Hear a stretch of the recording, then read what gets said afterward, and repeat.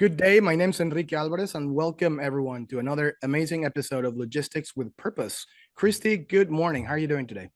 Good morning. I am still waking up, but I know this podcast is going to wake me up even further because we have such an exciting guest to talk to today and just doing really innovative things for people in our industry. So I'm excited to chat with her, and I have my coffee and I'm ready to go. It's usually amazing to actually interview people, but in particular today, you're right. It's very innovative, creative, out of the box thinker. Like could probably disrupt the industry if she's not already doing that. So no, I'm Yeah, happy to people are gonna have to talk to check out her her website. for sure. Well, go ahead. Give us a make the make the honors, Kristi, of Okay. introducing our guest today. I will. And yes, plug for her website. We both had a lot of fun just scrolling around. So everybody at the end of the show, when we tell you about her, then you're going to have to go check out our website and take a look and see what we mean. So I'll give that little teaser. But in the meantime, we are excited to welcome Danielle Southcott, who's the founder and CEO of Veer Group, to the show. Danielle, thank you so much for being here with us. Thank you both. I'm very grateful to be here and to be able to share what we're up to with Veer. It's not the morning where I am, but I also have a coffee. So yeah, thank As you long both. as you have coffee, you're good to go. Yeah.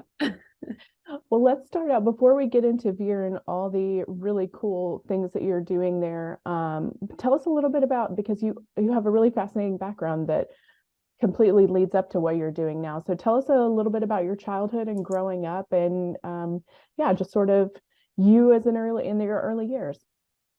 Sure. So again, my name is Danielle, and I'm originally from Lake Ontario, which is the Great Lakes region on the Canadian side. So I'm from north of Kingston, Ontario. And I grew up really just outside like a normal kid. We were in the countryside. And I remember planting trees with my mom, and that my dad, he works for the Ministry of Environment. So while it wasn't really that we were such an environmental family, there were themes of that throughout my life. Yeah. I started sailing on the Brigantine St. Lawrence II when I was 13 years old, which is an amazing youth sail training program. It's like a summer camp, adventure summer camp out of Kingston. And ever since I sailed on the St. Lawrence II, I knew that sailing and tall ships and square rig in particular were really something that I was passionate about. So yeah, I mean, there's a lot to share. So yeah, it sounds amazing. And just for all of us, me included, that don't know what a square sail ship is, what does that mean? So square rig sailing vessels or traditional sailing ships would be, just to make it really easy, but don't equate this, is if you picture Pirates of the Caribbean. That's exactly what I was picturing. Yeah, but they're not pirates, and they it's a little bit of a letdown. Yeah. Well, I did get to work on the set of Pirates of the Caribbean, so oh my gosh. Okay, we're gonna have to talk about that. That's not a letdown. But the traditional ships and square rig vessels, so when we say square rig, we just mean the sail is like a square. So that can go as far back as Viking age up until the end of that era, as you could say, was around 1920 to 1930s. So that was even less than 100 years ago. So it had a very long span of when you use the word square rig in a broad sense. Well, it sounds like you had an incredible childhood sailing and enjoying nature. Is there any kind of particular kind of experience back then that inspired you or was starting to shape the person that you are now and the kind of things that you're now doing? I mean, I have to say that there was something about the way I was raised. Maybe it was just being in the outdoors, maybe just climbing trees. I really don't know. But there was a little bit of a fearlessness. And for many years, I took that fearlessness that I took it for granted. I assumed that everybody believed that they could achieve anything, or everybody could just believe when they pick something, then they can go for it.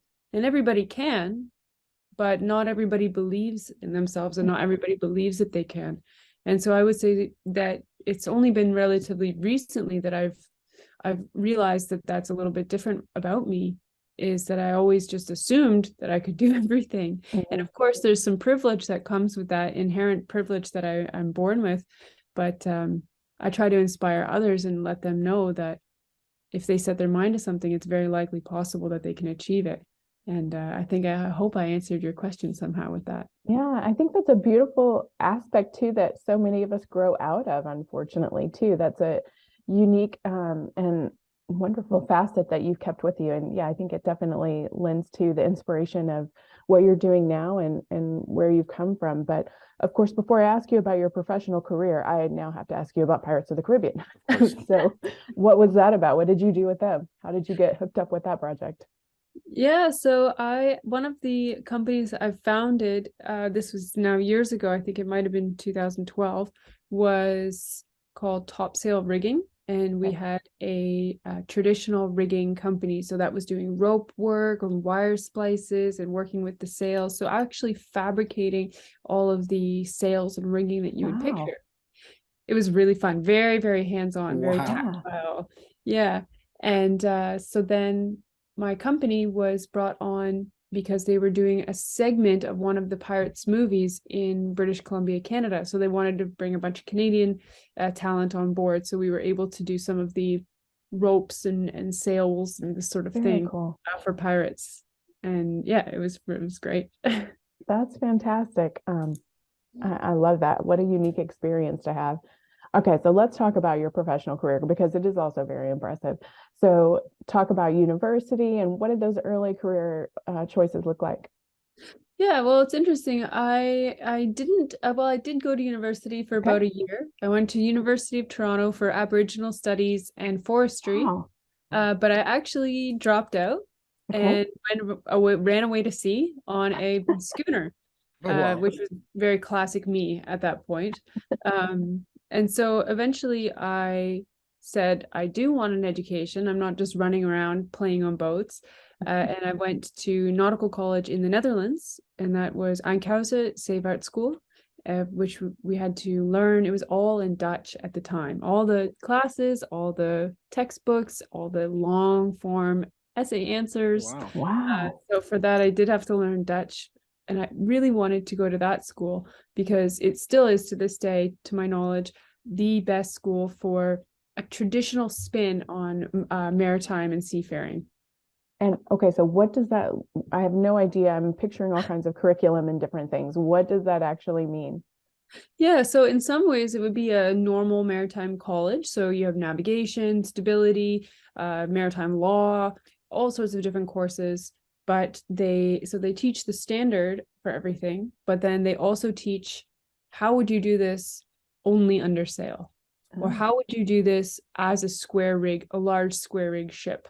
How would you maneuver a whole vessel? Or how do you take into consideration some of those other things like leeway with your sails and just sort of approaches like that, anchoring under sail a big ship. So some things that are missed in other more standardized courses. Yes, we did not have the same college experience. They didn't have a lot of sailing in Texas? We didn't in West Texas. No, surprisingly. It would have been, navigating the dirt storms would have been more like that. But yes. And so after college, after you graduated and got this incredible experience in a completely another language, what were those next steps? So there were a number of different experiences I had, all of which I'm grateful for, working for different ships and different projects. And I began to transition a little bit from working in the shipyard, so doing wire splices myself. And I transitioned a little bit to being behind the computer, looking at the business plans, and a little bit, which is a natural transition, I think, when you kind of move up into more of a management position. And I became a little bit obsessive about business plans, numbers, making things add up. And I had this very strong desire to prove the value of clean shipping. And because that's been a bit of a struggle to this day. Oh, can you hear that? There's a chainsaw outside. No, we can't hear that. No, I'm glad. This is my life. No matter what podcast I'm on, you can listen to any podcast. It's much better than the leaf blower or like traffic or anything like that. So don't worry about it. You're all right. But I forget my train of thought. I'm sorry. You got into clean shipping. Yeah, so I became obsessive a little bit about proving the value of clean shipping because I had worked for a couple of different companies at that point, And while they were extremely inspirational, which was great, they did not really hit home with the financial viability. So, picture these beautiful sailing ships, cargo ships, but they weren't necessarily like a very strong for-profit business. Right. And that frustrated me because I knew it was possible and I knew that we could make it work. So I devoted myself to developing business plans, investor packs, numbers, all this sort of correspondence. And we brought that together in a company called Sail Cargo Inc. Wow. And I founded Sail Cargo Inc. in 2014. And it was really with that mission. And I wasn't sure what project it would be, whether it was building schooners in Canada. I wanted to buy a US schooner that was already existing. And what we landed on was building a brand new, huge ship in Costa Rica. And it was really to prove the value of clean shipping and prove these numbers, that it was possible to both have a clean and responsible, accountable company that could also be for profit. Yeah. Wow, that's incredible, and it's a great story. And of course, that's kind of the baseline from what you're doing now, and we'll dive right into that in a second. But before we do that, I've always been amazed by the ocean. So I love the ocean. This comes from my father as well, and I wanted to ask you, can you tell us a little bit of any experience that you might have had, maybe one sailing something dangerous that taught you a lesson? I mean, what was the experience, and then what did that teach you about you and the kind of person you are? There's a lot of stories I probably shouldn't tell here. When you work on sailing ships for a number of years, you get a number of those kind of experiences. But yeah, I can definitely echo your sentiment about being amazed by the ocean and the power you see there. And I think really one lesson I've taken away, and I've seen it repeated time and time and time again. So there are many different experiences that would have the same end result, which is don't underestimate it. Don't underestimate. And if you know that you're leaving something exposed, or you know that you should check something, or you know that the wind, deep inside of you, you have this feeling that you haven't done everything to the best of your ability, you've got to go back and do it to the best of your ability. Because the sea and the water and the wind are these pervasive elements, of very, very strong pervasive elements. Wind and water are not going to leave any crack unexplored. And so it's the same with things like fire, heat, emotions, whether it's a crew member. You can apply it to anything. If you know that you have left something that you didn't do to the best of your ability, you've got to go back and do it. Wow, that's a great life lesson, lesson. right? This is amazing, and I love the analogy with the ocean. Thank you so much. Yeah, really remarkable. So let's talk about Veer, because we're completely on the path. What was the transition from that company to Veer? And of course, tell us about your mission and exactly what Veer is doing now. Absolutely. So yeah, there's been a growth phase for me. And it's been over the past couple of months. So I founded Sail Cargo Inc. in 2014. The primary headquarters are all in Costa Rica. We last year negotiated the purchase of another vessel. So they're building the largest wooden ship in the world right now. And we just bought a very large one called Vega. And you got to check out their social media, from the Instagram to the YouTube. It's like you're going to be addicted, just at Sail Cargo. And so that was a huge push, everything about that company is amazing. But I still personally felt an inkling that I wanted to do a bigger scale, a little bit more industrial, a little bit more right on the nose with, containerized shipping. And I wanted to address the concerns of these very large companies, whether it is Amazon, IKEA, Walmart, whomever. And I wanted to go right to that corporate level and knock on their door and say, I have your solution. This is your boat. If you choose not to use it, well, that's fine. But then you're not coming through on the ambitions statements you've made, the commitments you've made, and all these things. And I say, because I feel sorry for you, large company, because you don't have an option. But thankfully, we're giving you the option, which is Veer. And so I decided to move into a new space, which is very different from sail cargo. It's like a lot more industrial, clean. It's like corporate, containerized. It's in many ways it's a very different approach. But I think that between the two companies, we can really satisfy a number of different clients and get as many people as possible shipping clean. So let's define that a little bit more. You've talked about clean, resilient shipping. What does that mean to you? What does that look like to you? So that's a very good question. And it's an important distinction because especially with, well, I know about clean shipping, but I'm sure it's with all green or blue economy conversations. There are a lot of new terminologies that we use that we kind of just throw around, and they're not as yet defined. And so when we say the words clean shipping, that can mean anything from scrubbers to slightly different fuel, to just driving more slow steaming, to planting trees somewhere else. So you're not even adjusting your behavior, but you're offsetting. And so just for the purpose of this conversation, I'm not attacking any of those, but for the purpose of this conversation, I'm going to use the word clean to mean true zero, to kind of quote Zero Emission Shipping Technology Association, ZESTAs. They're very obsessed with the words true zero. And so that's like a no compromise. And that doesn't, so Veer will have zero fossil fuel for propulsion at all.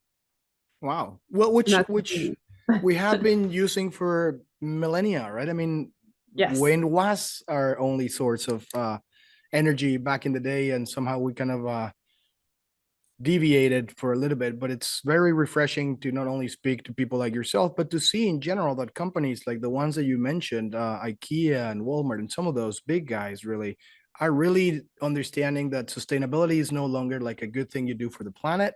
It's a competitive advantage.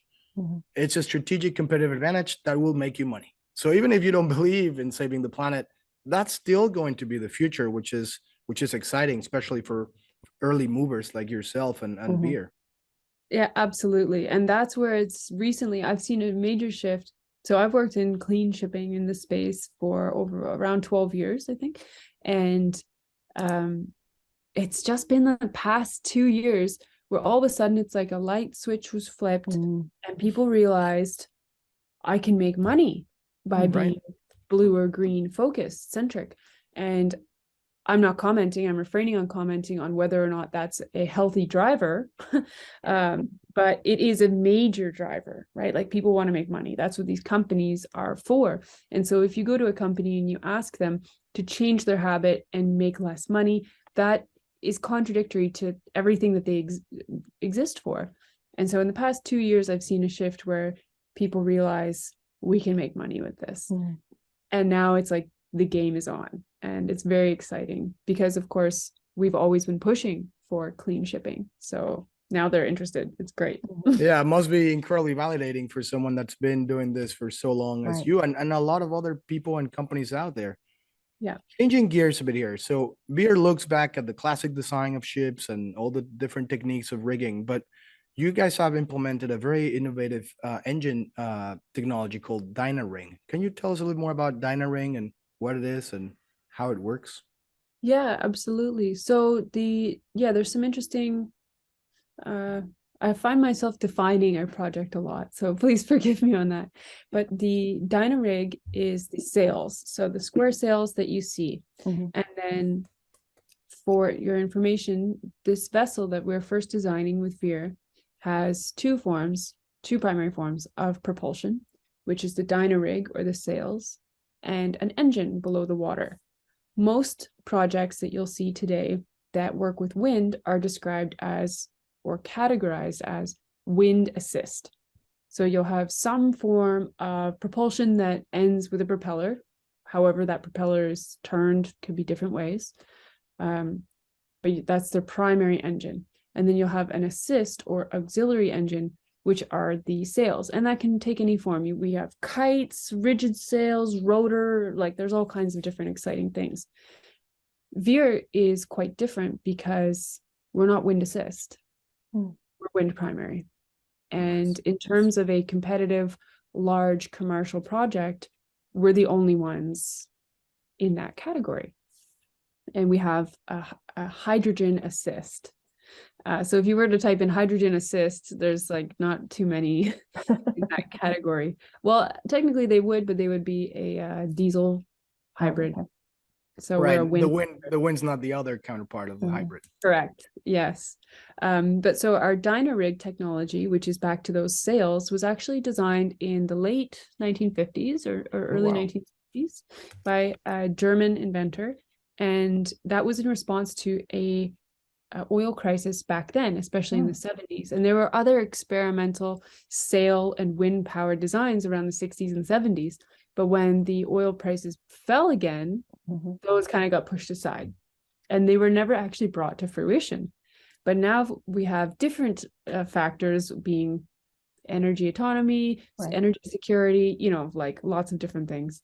And we're re-examining wind. So we're bringing that design from the 1960s back into the future today. Wow. And this design of the Dynarig exists on 2 yachts already. So it's a proven existing design.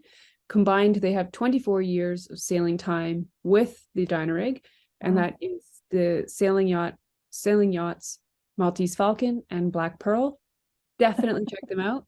If you type in Black Pearl, it had to be the Black Pearl, right? It had to tie full circle with your experience with Pirates of the Caribbean. It did, but I love Maltese Falcon as well. So if you type in Black Pearl, you'll see old square sails, and if you type in yacht Black Pearl, you'll see the new square sails. Okay. All right, we'll definitely go and Google. We have so many things to Google after this conversation. It'll be my whole afternoon after this.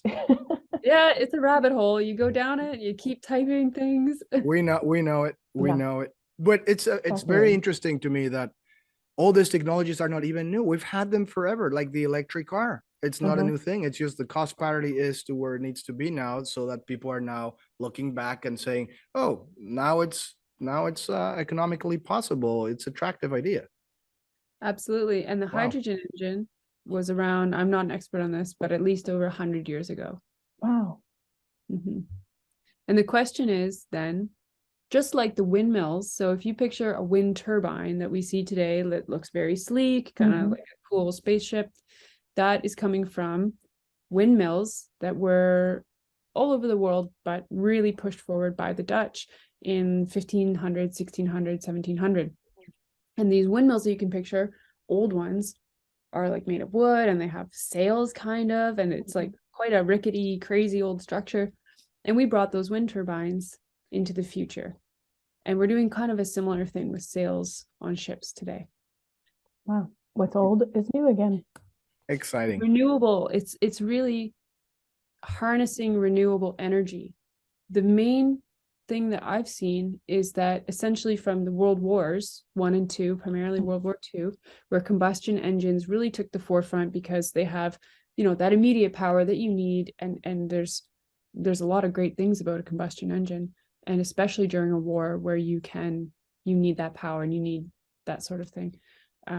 We basically took a sidestep or divested from renewable energy. And now we're starting to re-examine renewable energy. And that's really what the difference is, in my opinion. Really cool. And besides what you're doing, you're not only looking to create a clean conscience here, but also projects that support it. And of course, even expanding that out to encourage others to do the same. And one example, which I'd love to hear more about, is the Astillero Verde, which I should have given Enrique this question, which stands for Green Shipyard in Costa Rica. So tell us a little bit more about that. Yeah, absolutely. So hopefully I say it okay. Astillero Verde, that's how they say it. Nice accent. Astillero Verde is a nonprofit association for coastal communities in Costa Rica, in Punta Morales, which is one of the financially poorest districts in the whole country. And it is representative of the shipyard, but also of the communities around there. And so Astillero Verde, which you can also check out on Instagram and online, is an affiliate 501c3, meaning it's tax deductible in the US. And They do a really amazing job of fulfilling the corporate social responsibility and the environmental responsibility of Sail Cargo. So Sail Cargo is a for-profit company, and then Astillero Verde satisfies those extra wants and needs that we have. So they're tied into each other and fulfill that. And it's just really beautiful. They've planted now around 9,000 trees, which offset the trees that they're actually cutting to build that wooden ship. Oh, wow. So it's tied in very, very closely and in the same bioregions and this sort of thing. Yeah. You've mentioned Costa Rica a couple of times. How did you end up there? Costa Rica was identified as the country to go to for building the ship for Sail Cargo Inc. So I actually lived there for a number of years. Oh, wow. Okay. Yeah. Must have been beautiful. I've never been, but it sounds amazing. Oh, it's so beautiful. And it's a really wonderful country, you know. It's very, very peaceful. So Costa Rica abolished the army in 1949, and according to the government, reallocated most of their funds to education and more specifically environmental education. Wow. And so they have a very high literacy rate and a very high, to use the same type of term, literacy, environmental literacy. And so it's one of the most forward-thinking countries in terms of green policy. And according to different global indexes, Costa Rica is second only to Norway as being the most forward-thinking green country in the world. Wow. It's amazing. They're a world leader, but they're just not on the same level that we think of when we think of world leader of green economy. Right. But Costa Rica has a lot of policies that are really worth looking at. Very cool. Well, and I'm selling in Norway compared to selling in Costa Rica. There's a little bit of a weather difference there. You go to one in the summer, one in the winter. That's right. Yeah. I think even the one in the summer for me would be cold. I'll probably stick to Costa Rica the whole year round. But no, I was just in Norway for a couple weeks actually. So Norway seems to be revealing itself as a strong potential location for Veer to sort of put down roots. Veer is registered in the Bahamas and intends to make the Bahamas flag state the largest green shipping registry in the world. Wow. But they don't have a place to build ships. And so there's other types of infrastructure around that we're looking at. Norway might be the place, so it's not confirmed, but there's some beautiful sailing in Norway. Really, really exciting. And before we jump into the next one, I just wanted to a quick question around like the timeline. When do you think the first ship will be built? So Veer's first design has received approval in principle from the American Bureau of Shipping. And this means that our design, the preliminary design, is complete. And this is super exciting. It means that we are just about ready to approach shipyards with our bid package. Wow. So Congratulations. Yeah. Congratulations. It is a major milestone that you can see my smile. When I start saying it, I get so excited. And yeah, so we intend to approach shipyards with a bid package by the time this podcast is out, actually. Wow. Okay. Very quick. I've already met in person with representatives of 8 shipyards. So we've sort of begun those conversations already. Congratulations. Yes. Thank you very much. And the ship itself should not be very difficult to build and should be, from the time of laying the keel, including all aspects of it, around 18 months to be on the water. All right. We'll definitely be following up with you in a couple more months. And as the ship is being built, I would love to have like a cam or something, like a couple of pictures or something that we could stream at some point. Yes. Yeah, no, we have a lot of ideas of how to share on the journey of the build and sort of bring people into that, because that's another really important aspect of Veer, is that I'd really like to sort of demystify part of industrial shipping. Industrial shipping is a notoriously hard to abate sector, but it's also a notoriously opaque sector. So we talk about transparency in companies, and shipping not always the leader in transparency, as we know. So Veer, part of what we want to do is also a social aspect, an accountability aspect, and ensuring that we are transparent and telling the story about that. So yes, the build of our ship will have a carbon footprint. What is it? How are we addressing that? How can we improve that? It doesn't mean that we will have a zero carbon footprint for the build, but we can address that in a transparent manner and make steps to improving our subsequent builds that we will be making. For sure. Well, we've of course highlighted this pretty much in every question, but you're doing things differently. You're taking new steps that people haven't taken, or perhaps they took many years ago, and you're bringing back in a whole new way. So challenges always come with obstacles, as well as opportunities. There's probably been pushback. You may have shown up at these shipyards and they're like, I've never seen anything like this. So tell us about some of the challenges of trying to bring a wind-driven version of a cargo ship to the industry. Yeah, it's really interesting. Some of the pushback I've received, some of there's been a lot of challenges. Sure. So typically we try to make it look kind of easy. We're maintaining transparency. If people have followed along with my communications, especially with Sail Cargo, but also with Veer, very transparent about the challenges. Mm-hmm. Sign up to our newsletter if you want to read about the challenges. But I will say one of the biggest challenges I've faced with Veer is disbelief. Disbelief from even within the industry, disbelief in me, which is something I've never received before as a person, disbelief in the design, in the claims that we can actually do this emission-free across the ocean, disbelief in where we've selected hydrogen. That doesn't mean it's the only answer. Disbelief in the fact that hydrogen is an option. People screaming at me. And during presentations, if I were to do a presentation, I've had the person following come on and say, a presenter who nobody asked their opinion on it wasn't their position to say this. Well, we all know that's not true. Oh, wow. Essentially calling me a liar in front of the entire crowd. So real disbelief. Wow. And it's been kind of shocking. And essentially I just say, well, if you've taken that position, then you're not really going to be my clearly right. Clearly not a part of my sending team, you the right? packet. Yeah. Okay. It's my job to state the facts, but it's not my job to convince someone who's positioned their mind in a way that they're not going to listen, right? So that's their own thing. But it has been kind of shocking. Yeah. Wow. The disbelief. Well, you will end up convincing a lot of people. You're already turning a lot of heads, and I think just preaching by example is the best way of convincing anyway. So I love the idea. Interesting that some people out there don't really believe, and there's disbelief in such very scientifically proven facts. Maybe you can just first question would be, hey, do you think the earth is still flat? And then if they say yes, all right, next one. You're the next one. So sort them out quickly. But no, the future is clearly there. And I wanted to mention something you must be incredibly proud of. You were named by the Royal Institute of Naval Architects as one of the most influential women of the past century. Congratulations. Congratulations.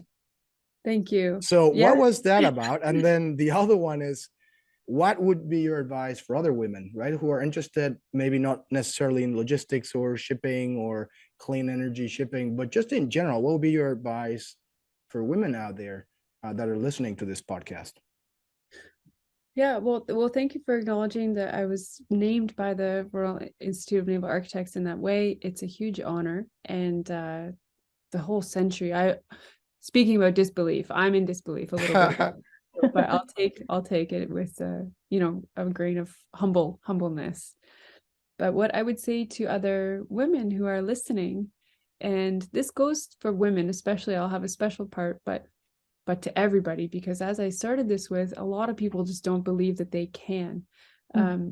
So very specifically for women who are in the sort of maritime or blue ocean sector, one thing I'm going to encourage you to do, my latest favorite thing, is called the Ocean Opportunity Lab.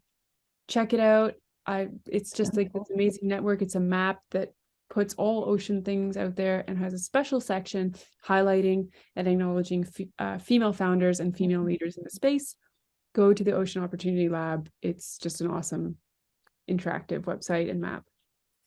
To everybody else, I just want to say, obviously there are different privileges. I don't want to take those for granted. There are different things that everybody has to deal with. But just know that if you set your mind to something, there's a very good chance you can do it. If you think that you can't do it and you wake up and you say, I don't think this is possible, then you're not making that happen. I encourage people to write your goals down with a pen and paper or whatever you have and stick it on the wall and see that and look at it and make that your reality, because you can do it. And when people realize that, it's very liberating. Mm. Good advice. I may have to pin that up on my wall later. Thank you. And I also just wanted to ask you, you're a perfect example. You're on the Logistics with Purpose podcast. You're a perfect example of logistics with purpose. But what is logistics with purpose? What does that mean to you? I think about a story my friends told me like a million years ago. And I was talking to a bunch of my friends at a bar. It was like not the perfect scene. And they're truckers. And I said, what's it like? Like, what is it like being a trucker across Canada? You know, it's days. Mm-hmm. And they said, well, it's pretty cool. You know, you get your own space and you're trucking, and they enjoyed it. But he said, but there's not a lot of purpose and feeling to what I do. Mm-hmm.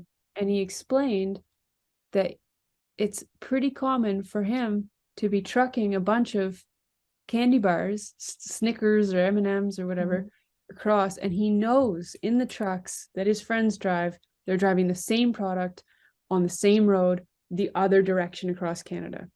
Oh. And he said that didn't give him a strong sense of purpose. And I've never forgotten that story. And I imagine how many other places, of course, with shipping, trucks, everything, how many other places there are without this purpose. Yeah. And the efficiencies that could be made and the energy that could be saved and the purpose that person, that truck driver or that captain or whomever it is, that they could have a much more purposeful feeling to what they're doing, a meaningful feeling. And they don't want to be driving Snickers bars back and forth and radioing each other and finding out that the other person is driving the exact same thing the other way. So for me, logistics with purpose is making sure that the people involved also feel that purpose. Thank you. That was great. Yeah. Thank you so much. It's been an amazing conversation. Danielle, how can people connect with you? How can people learn a little bit more about Veer and all the different projects that you have? And of course, we're going to put all those links with the episode, but what's the best way of contacting you? Definitely check out our website and all our social media, Veer, VEER .voyage. So our website is veer.voyage, and on our social media, check out at veer.voyage. Instagram and LinkedIn are our biggest platforms. So you'll find all our contact information there. And please check it out and follow along, because we're going to be transparent and telling a fun story as we go. Yes. Well, and it sounds like there's a lot of photos and things we need to go check out anyway. So we will certainly do that. But thank you so much. This is incredible. Thank you for sharing your background. Thank you also for just leading the way in sustainability and clean shipping, and of course, as a female founder as well. So thank you for all you're doing. And we can't wait to see how this progresses over the next few months and then past that when the first ship is built. So we appreciate your time, and thank you everyone who joined us for another episode, and we'll see you again in a couple weeks.